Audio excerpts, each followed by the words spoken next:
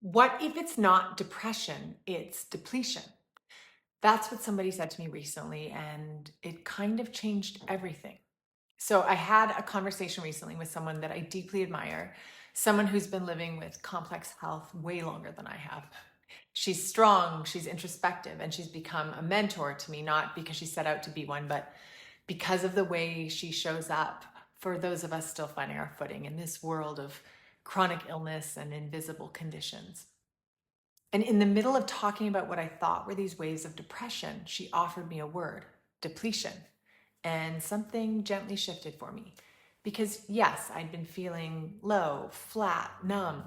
But when I looked closer, what I was feeling didn't quite fit the shape of depression. It felt more like emptiness, like I had poured out every reserve. And in that moment, I realized I wasn't falling apart. I was just profoundly depleted. I have spent years overriding, years of pushing through when I wasn't getting answers in the medical system.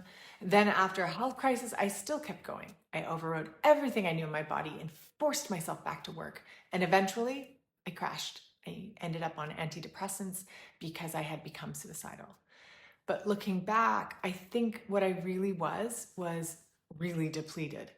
Nobody had taught me how to recognize that or how to self administer to it because depletion feels different than depression.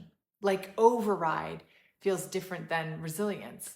Override's what we do when there's no other option. It's survival, it's resourceful.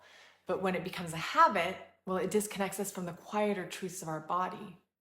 Then there's masking, because masking is a part of it too.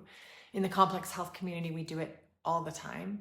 We smile through pain, we minimize symptoms, we try to appear able because looking sick doesn't always feel safe. But here's what I'm learning. Just because I can override doesn't mean I should. And depletion, it needs tending, not toughness. So if you're like me, if you've ever confused depression with depletion, if you're good at pushing through but terrible at softening into rest, maybe this is your word too. And maybe today we don't override. Maybe we ask instead, how can I self-administer care to my depletion? What does nourishment look like when rest alone isn't enough? There's strength in overriding, but there's wisdom in unlearning it. And me, I'm just starting to learn the difference.